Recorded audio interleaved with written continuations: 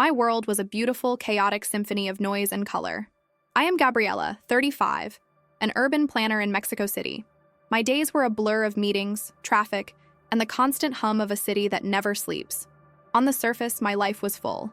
I had a great career, a network of friends who felt like family, and the vibrant culture of one of the world's greatest cities at my fingertips. I'd walk through the bustling markets, admire the ancient pyramids, and get lost in the endless energy. Everyone saw a woman with a purpose, with a life fully lived. But inside, I felt like a tourist in my own existence. There was a hollow ache in my heart that no amount of street food or mariachi music could fill.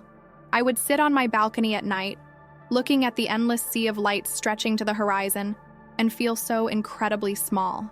I grew up with faith, with stories of a God who knew every hair on my head. But as I got older, that connection faded. It was replaced by a kind of polite spirituality, one that only came out on holidays. The truth was, I felt spiritually disconnected, a ghost in a city of millions, looking for something to believe in besides my next deadline. I was so caught up in planning the future of a city, I didn't see the one I was living in, and I had no idea my world was about to change forever. The world's beautiful noise started to sound like a broken record. The vibrant chaos of Mexico City, which once felt like a living thing, was beginning to show cracks. I first noticed it in the traffic. Not just the usual gridlock, but a strange, unexplainable paralysis. A highway that was always a river of cars would suddenly just stop. My GPS would malfunction, rerouting me to dead ends or showing my car floating over a lake on the map. I'd look at the drivers around me and I'd see a quiet frustration on their faces, a kind of helpless confusion that went beyond the usual road rage. They were feeling it too. The city wasn't just busy, it was sick. Then it started happening everywhere. As an urban planner, I work with the city's infrastructure, and I started getting reports of inexplicable power surges and outages. They were short, often just a few seconds, but they were happening more and more frequently, and in places that made no sense. Office buildings in the financial district would lose power just as a hospital in a different part of the city was hit. The screens in my own office would suddenly glitch into a mess of static before returning to normal, and the printers would refuse to work for no reason. Our tech support team had no answers. They just called them unprecedented system anomalies. To me, they felt like a silent, escalating alarm. I'd look up from my work and see a sky that was all wrong. The pollution over the city would sometimes turn into a strange, sickly hue. Not a smoggy gray, but a kind of metallic, coppery shade that made me feel uneasy. The sun would set in a way that wasn't beautiful, but foreboding. A violent crimson that stained the clouds like a wound. People seemed to be living on a knife's edge. A collective anxiety that was more than just the usual daily stress. They'd snap at each other for small things, and you could see a desperate, panicked look in their eyes, as if they were trying to outrun a shadow they couldn't see. My rational mind, the mind of an urban planner, fought against this feeling. I told myself it was just a coincidence. An aging electrical grid, a strange weather pattern, the stress of modern life. But the spiritual emptiness I had carried for so long was now being replaced by a low, thrumming dread. I wasn't just disconnected from the world anymore. I was now sensing a connection to a problem that was far beyond human logic. I'd lie in bed at night, and I could hear a faint, distant hum, not the usual city noise, but a low-frequency vibration that seemed to be coming from deep within the earth itself. It was the world whispering its final warning. I tried to talk to my friends about it. They would just laugh it off, telling me I was working too hard. They saw a tired woman. They couldn't see the deep spiritual tremor I felt beneath my feet. I knew, with a certainty that had no explanation, that this wasn't a problem to be solved with more infrastructure or better planning. This was something different. The whispers were getting louder. The signs were becoming clearer. I had no idea what was coming, but I knew, in the deepest part of my soul, that the world I knew was about to come to a violent, definitive end. Have you ever noticed strange things happening in the world around you that no one else seems to be talking about? A weird sound, an unexplained weather event, or a feeling that things just aren't right? Share your experience in the comments below. The taxi was my temporary shield against a city that was vibrating with a wrongness I couldn't name. It was just another Tuesday, another rush hour in Mexico City. I was on my way to a presentation, my mind trying to focus on numbers and urban design, but my senses were on high alert. The car radio, a constant source of cheerful cumbia music, suddenly burst into a violent static hiss, then died completely. The streetlights ahead of us began to flicker, a frantic, uncoordinated dance that cast strange shadows on the faces of the people on the sidewalk. I looked out the window, and I saw a woman with a phone to her ear, her face etched with confusion as she looked at her dead screen. We were a city built on connections, and they were all beginning to fray. It was in that moment, as we approached the intersection, that it happened. The traffic lights at the corner, all 4 of them, went out at once. Not with a flash, but a final, definitive click. The horns started blaring, a desperate chorus of metal shrieks. My taxi driver slammed on the brakes, but the car behind us, a small delivery truck, didn't stop. I saw its headlights go dark, heard the engine die in a final metallic gurgle, and in that horrifying moment of silence, I knew my world was about to end. The impact wasn't a single explosive sound. It was a symphony of destruction. First, the glass shattering, a million tiny explosions of light around me. Then the twisting scream of metal on metal. The car's frame crumpling in on itself with a sound like a tortured animal. I felt my body lurch forward, my head hitting something hard, and for a searing moment, there was a flash of white-hot pain, a pain so complete it filled my entire universe. And then, there was nothing. The noise was gone. The pain was gone. The world was gone. I wasn't in the car anymore. I was somewhere else. I was a point of consciousness, a wisp of being floating above the wreckage. I looked down and saw the mangled taxi, its crumpled form a testament to the violence of the crash. I saw the flash of emergency lights arriving in the distance. And then I saw her, a body, lifeless and still, trapped in the driver's seat. It was me, my physical body. I felt no fear, no sadness, no regret. The spiritual emptiness that had plagued me for so long was completely, utterly gone. It was replaced by a profound, breathtaking clarity. This was what I had been searching for. This was what it meant to be alive. I floated higher, a silent, weightless observer. The chaos on the ground below me felt distant, like a scene in a movie. The sirens were just background noise. My body, my worldly concerns, my job, my future, it all seemed so small, so insignificant from this perspective. It was a final, undeniable truth. My physical life had ended, but my existence, my true self, was just beginning. It was a feeling of pure freedom, a release from the weight of a world I had never truly belonged to.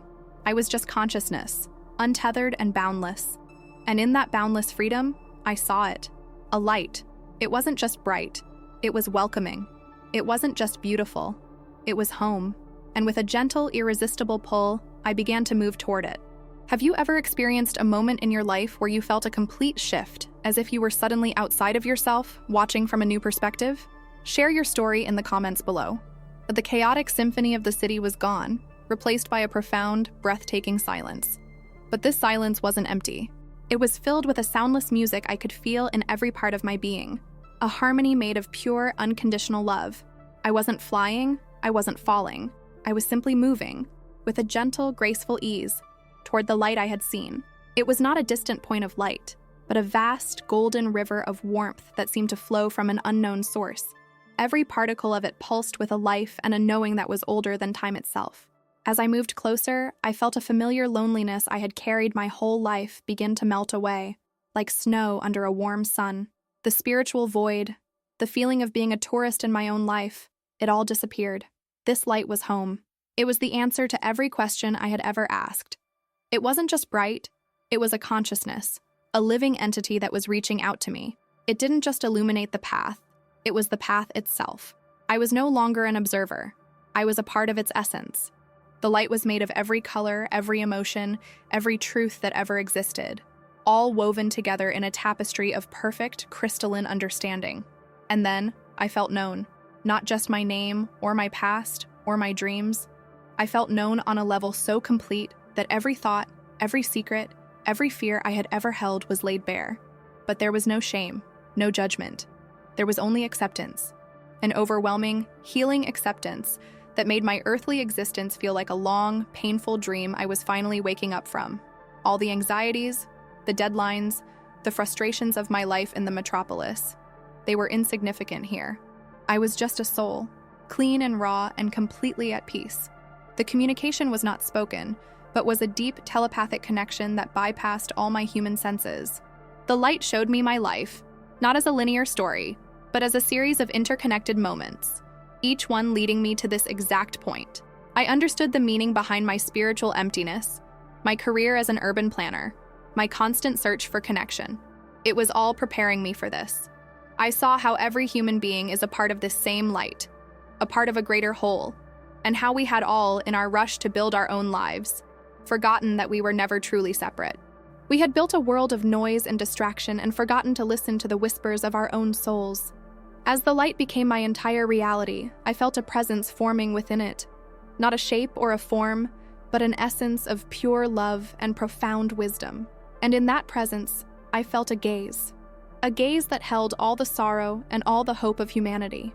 It wasn't a human face, but I knew, with every fiber of my being, that I was in the presence of the divine, the source of the light, the source of all being. He didn't speak a word.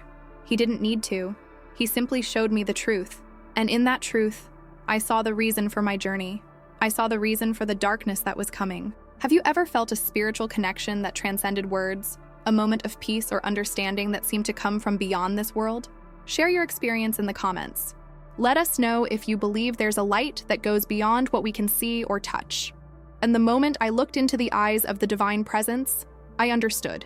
The communication was not a voice, but a stream of pure, unadulterated truth that flowed directly into my consciousness. He showed me the intricate web of human connection, a beautiful, delicate system we had abandoned in our rush to build a world of noise and distraction. He showed me how we had built walls of technology and materialism around our hearts, and how that spiritual emptiness, the one I had felt my entire life, was a reflection of a global condition. The light I had just experienced was the truth of our being, and the world was turning away from it. Then the message shifted. The feeling of love was joined by an urgent, foreboding sense of warning. He showed me the 3 days of darkness. It wasn't a punishment, but a direct, inevitable consequence. The darkness was a forced reset, a final act of grace to pull us back from the brink of total self-destruction. In this vision, I saw our world, once a network of light, now plunged into absolute chilling blackness. I saw every single electrical grid on the planet fail at once. Every phone, every computer, every screen went blank. There was no light, no communication, no signal, no sound of a city's constant hum, just a sudden, terrifying void. The air was filled with a cold, spiritual silence. A moment of profound truth where humanity was left with nothing but itself. He showed me the chaos that would follow, the panic, the fear, the isolation, but he also showed me the chance for a new kind of light, a light that comes from within, a light that shines through a kind word, a shared meal, a helping hand. The 3 days of darkness were not the end of the world. They were the end of our old world, a period of purification, a moment for us to learn how to exist without the distractions, the lies, and the comfortable screens we had come to hide behind. It was a choice, a final opportunity to find our way back to each other and to the true light that was always meant to guide us. Then, the details of the prophecy were imprinted on my soul, a series of 3 final, unmistakable signs that would signal the countdown. The first was an unprecedented series of synchronized earthquakes, too small to cause significant damage, but large enough to ripple through the core of the planet, a final groan from the Earth itself. The second was an atmospheric phenomenon, a bizarre, audible hum that would be heard simultaneously by people all over the globe, a sound that no scientist could explain. The final sign, the one that would trigger the 72-hour countdown to the darkness, would be the sudden and complete failure of a major global communication network, a network believed to be impenetrable and unhackable. It was all a perfect, terrifying sequence. A final warning. The vision began to fade, and I felt the gentle pull away from the divine presence. I fought it. I wanted to stay in that light, in that perfect peace. But I knew, with a heartbreaking certainty, that my journey wasn't over. My purpose was to go back, to carry this truth back to a world that was deaf to the whispers and blind to the signs. The gaze of the divine figure was full of a profound sorrow, not for me, but for a world that was sleepwalking toward its fate. My mission was now a burden, a sacred one, that I had to carry. I had to go back to the darkness and be the messenger of the light. Do you believe humanity is receiving warnings from a higher source? Or are we simply sleepwalking towards a crisis of our own making? Share your thoughts below.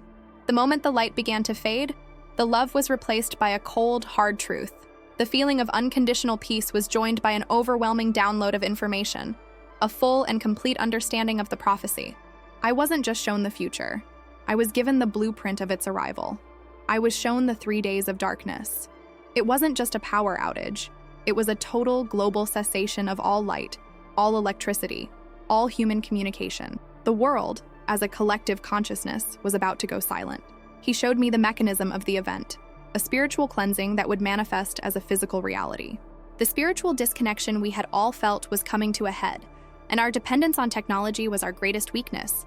The darkness was not an act of a vengeful God, but an inevitable consequence of our choices, a final, painful act of grace to force us to reconnect with our humanity. In my vision, I saw the exact moment it would begin. I saw the lights of Mexico City, of New York, of Tokyo and London, all of them snuff out at once. Not with a flash or a flicker, but in a quiet, definitive death. Every screen went black. Every plane in the sky lost its power and fell silently. Every machine, every communication, every link that bound us together as a modern society simply ceased to be. The horror wasn't in the blackness, it was in the silence. The absence of the constant hum, the quiet terror of a world that was suddenly, brutally alone. I saw the aftermath, not just the physical chaos of car crashes and panicked crowds, but the spiritual terror in people's eyes as they realized they had nowhere to hide. No phone to scroll, no internet to distract them, no TV to numb the fear. They were left with nothing but themselves and the people around them. He showed me the despair, but he also showed me the potential for hope. The 3 days were a window, a chance to rebuild a world from scratch, not with technology, but with community, faith, and human connection. It was a chance to choose a different path, to find our light in the darkness. And then, I was shown the final signs. The countdown to the 3 days of darkness would begin with 3 distinct, terrifying events. The first was an unprecedented series of small, synchronized earthquakes that would be felt all over the world, a deep tremor from the planet itself. The second, a strange, low-frequency hum, an audible vibration that would be heard and felt by millions, a sound no one could explain. The final sign, the one that would start the 72-hour countdown, was the inexplicable failure of the most advanced global communication network, a network believed to be unbreakable. When that went silent, the countdown would begin. I felt the weight of this knowledge settle on my soul, a deep, cold dread that made my spiritual emptiness feel like a warm hug in comparison. I was no longer a civilian. I was a messenger. The vision began to fade, and I felt the gentle pull back to my body, to the pain and the noise and the skepticism of a world that would not want to believe me. The last thing I saw in the presence of the divine was a look of profound sorrow. Not for my pain, but for a world that was just 3 days away from being plunged into darkness. My mission was now clear. I had to go back and warn them. I had to be the light. Imagine you have just 72 hours left before the 3 days of darkness begin. What would be the very first thing you do? Share your immediate plan in the comments below. The peace was gone. The overwhelming love of the light and the profound truth of the vision were ripped away, replaced by the jarring reality of my own broken body. My spiritual self, free and weightless, was violently shoved back into the confines of flesh, bone, and pain. A chorus of angry horns and the piercing wail of sirens replaced the silent music of the divine. My head throbbed, a dull ache that seemed to radiate from a deep central wound. My arm, my leg, everything felt wrong. I was back, and it hurt. I felt a hand on my shoulder, heard a voice speaking to me in Spanish, but the words were a jumbled mess. I could only see the face of a paramedic, his eyes filled with professional concern. I tried to tell him. My throat was dry, my voice a broken whisper. The darkness, 3 days, the prophecy. He just nodded, gently telling me to stay still, to breathe. He saw a victim of a car crash. I saw a messenger returned from a spiritual journey, carrying a truth that no one could comprehend. My family arrived at the hospital, their faces a mix of tears and profound relief. My mother's hug was a mix of a prayer and a plea. They were so happy I was alive, so grateful for the small miracle of my survival. They saw their daughter. They could not see the woman who had just stared into the face of the divine and was burdened with a truth about the end of the world. I tried to tell them, my words feeling so small, so inadequate. I saw Jesus, I said, the words feeling foreign and alien in the sterile room. He warned me about the 3 days of darkness. The signs are already appearing. Their faces changed from relief to a polite, heartbreaking concern. They glanced at the doctors. The doctors spoke of trauma-induced hallucinations, of post-concussion syndrome, of the brain creating comforting narratives in the face of near-death terror. they gave my spiritual awakening a medical diagnosis. They put my truth in a box they could understand, a box of polite disbelief and pity. The isolation was a physical weight on my chest. I was surrounded by people who loved me, yet I had never felt more alone. The perfect telepathic clarity of the vision was now a jumble of disjointed memories that no one could comprehend. They'd ask me about the crash, and I would try to tell them about the silence, the light, the feeling of rising above it all. They would just nod, their eyes full of pity. My friends tried to comfort me, talking about how lucky I was to be alive, how I just needed to rest. Their world was still the same, a city of noise and deadlines. But my world was fundamentally changed. I was living with the knowledge of a coming silence, a coming darkness that they were completely blind to. It wasn't until a few days later from my hospital bed that a chilling dread confirmed my worst fears. A news report flashing silently across a screen in the waiting room showed an unprecedented series of minor earthquakes in remote areas of the world. Scientists were baffled. The quakes were too small to cause damage, yet they seemed to be synchronized. My heart pounded. The first sign, the final groan of a planet that was already sick. The world saw a strange geological phenomenon. I saw the first tremor of a prophecy. They thought I was a victim, but I knew the truth. My life as I knew it had ended, and humanity's was about to. Have you ever had a deeply personal experience that you tried to share, only to be met with disbelief or misunderstanding? How did it feel to know a truth that no one else could see? Share your story in the comments. Your experience is valid. I came home to a world that looked exactly the same, but felt fundamentally different. My apartment, once a haven from the city's noise, was now a cage. I would watch the news with a new kind of terror, a terrible knowing that no one else shared. The reports about the minor, synchronized earthquakes became more frequent, more widespread. They were too small to cause damage, so the news channels treated them as a curiosity, a scientific oddity. To me, they were the planet's final warning, the very first tremor of the coming end. I knew this was only the beginning. Then came the hum, a low-frequency vibration that seemed to have no source, yet was being reported by millions of people across every continent. People online called it the world's strange new song. I called it the sound of a countdown. Scientists offered 100 different theories, none of them fitting. The sound was impossible, a physical impossibility that defied all our understanding. To the world, it was a mystery. To me, it was a direct message, a sound I had felt in my vision, a sound that told me the second sign had manifested. I'd lie in bed at night, and I could feel the low thrumming in my bones, a silent, relentless rhythm that spoke of a coming silence. The spiritual emptiness that had defined my life was now replaced by a frantic, consuming urgency. I tried to talk to my family, to my friends. I showed them the articles about the hum and the earthquakes. "Don't you see?" I would plead, my voice raw with a desperation they couldn't comprehend. "This is what I was shown. This is happening. We have to prepare." They looked at me with a profound sadness. They saw a woman struggling with post-traumatic stress after a terrible accident. They would gently tell me I was imagining things, that I just needed to rest and heal. They saw the world as a place of minor inconveniences. They couldn't see the great final collapse that was just around the corner. The isolation was a physical burden. I was a messenger with a truth so heavy it was crushing me, but there was no one to share it with. I'd go out into the city, and I would see my neighbors rushing to work, my friends laughing over coffee, all of them completely unaware that their world was about to change forever. I wanted to scream. I wanted to shake them and make them listen, but I knew it was useless. Their ears were still deafened by the noise of the old world. The final sign arrived not as a quiet whisper, but as a global scream. A news alert flashed across my phone. A massive, unexplainable solar flare that had just erupted from the sun. But it wasn't a single event. It was the third in a series of synchronized flares that were baffling astronomers. As a result, the world's most advanced, secure global communication network, the one believed to be unhackable, went completely dark. All over the world, millions of phones went silent. The final link was severed. The hum stopped. And in that moment, I knew with a chilling certainty.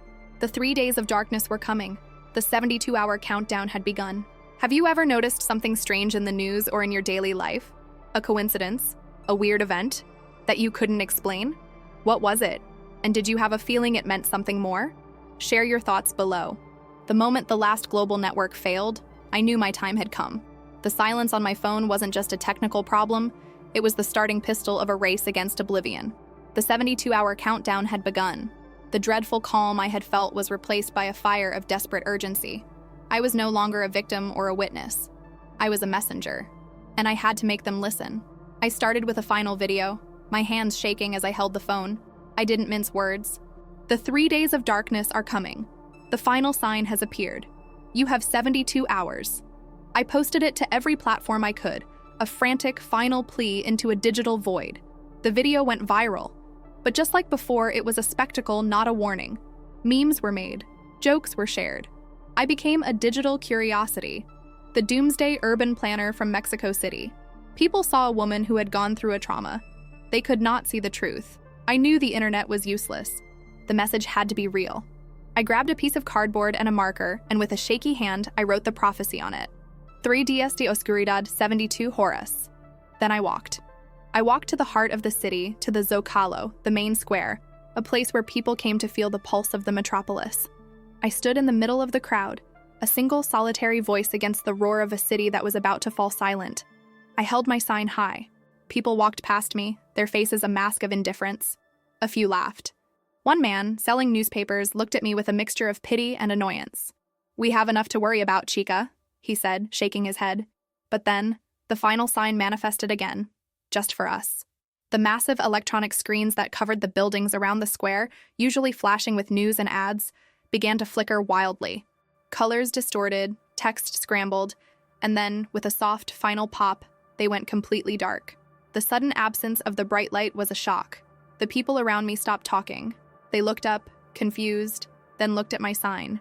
For a brief, terrifying moment, their faces were etched with the same dawning fear I had seen in my vision. They were seeing it. They were seeing the coming darkness. But just as quickly, the screens flickered back to life, running on a backup grid. The moment passed. The fear was replaced by relief, and I was just a crazy woman again. I didn't give up. For 3 days, I became a ghost in my own city, walking from neighborhood to neighborhood, shouting a warning no one wanted to hear. The news was filled with frantic reports of global chaos. Another power grid failed. Another city went dark, not from a simple blackout, but from a total, unexplainable systems failure. The scientists were on television, pale and exhausted, admitting they had no answers. The world was on edge. My message was no longer a joke. It was a desperate, terrifying possibility. I saw my friends and family stocking up on food and water, not because they believed me, but because the world was now a place of unexplainable fear. As the sun began to set on the final day, I found a quiet place to sit, a hill overlooking the endless sea of lights of Mexico City. I had done everything I could. The clock in my soul was almost at zero. The city was still vibrating with a desperate, frantic energy, but I could feel the silence beneath it, the promise of a coming darkness. The world was about to enter a new kind of night, and I could only pray that someone, somewhere, had listened. My journey was ending, and a new one, for all of humanity, was about to begin. In a moment of global panic, what would you cling to?